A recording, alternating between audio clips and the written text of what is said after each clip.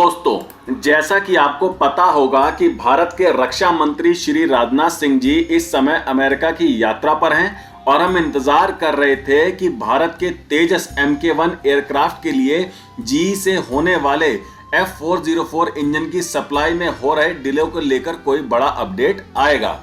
बड़ा अपडेट तो आया, पर F404 इंजन पर नहीं बल्कि एक बहुत ही जरूरी और कमाल के हथियार पर, जो दिखने में तो बहुत छोटा है पर अगर इसे दुश्मन की सबमरीन्स का काल कहा जाए तो गलत नहीं होगा।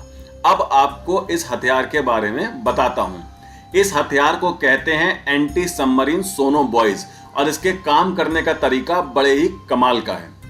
वीडियो को प्लीज अंत तक जरूर देखें और जो लोग चैनल पर पहली बार आए हैं या जिन्होंने चैनल को अब तक सब्सक्राइब नहीं किया है वो प्लीज बेल आइकन को दबाकर हमारे चैनल को अभी सब्सक्राइब जरूर कर लें। तो अब चलते हैं वापस अपनी खबर पर। जिन्हें नहीं पता उन्हें सबसे पहले समझाता हूं कि बॉय BUOY बॉय होते क्या हैं और ये क्या काम करते हैं। हिंदी में बॉय का मतलब होता है बांधना। जैसा कि आप स्क्रीन पर देख सकते हैं, साधारण बॉय कुछ इस तरह के होते हैं।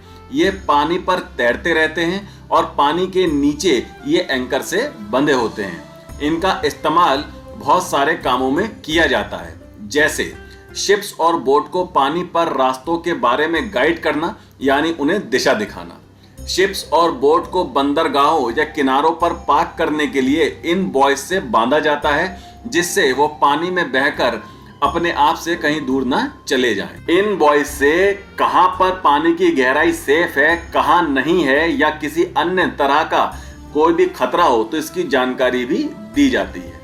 इनमें कुछ इंस्ट्रूमेंट लगाकर साइंटिस्ट समुद्र के पानी, वेव हाइट, पानी की speed, wind speed, water temperature आदि की गणना करते हैं। यानी एक तरह से ये ओशियन मॉनिटरिंग के काम भी आते हैं।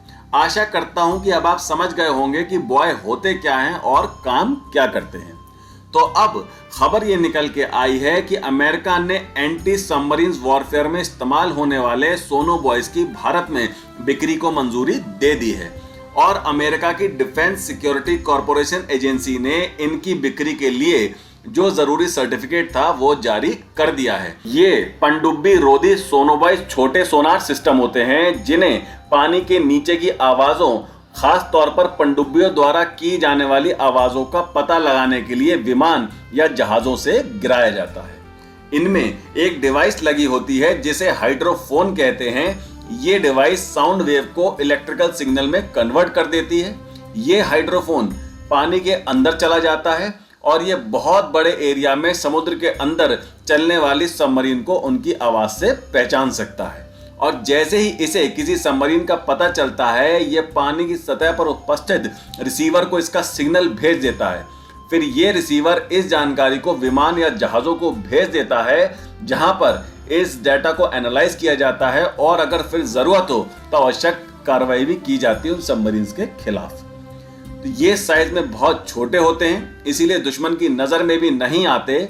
ये चुपचाप और बड़ी शांति से पानी में रहकर जासूसी करते रहते हैं और दुश्मन को इसकी भनक तक नहीं लगती। दुश्मन की सबमरीन्स के लिए तो ये काल है ही, पर साथ ही साथ पानी पर चलने वाले स्टेल्थ युद्धपोतों की, जो कि रडार में डिटेक्ट नहीं होते, इन सोनबॉय की सहायता से उनका भी पता लगाया जा सकता है।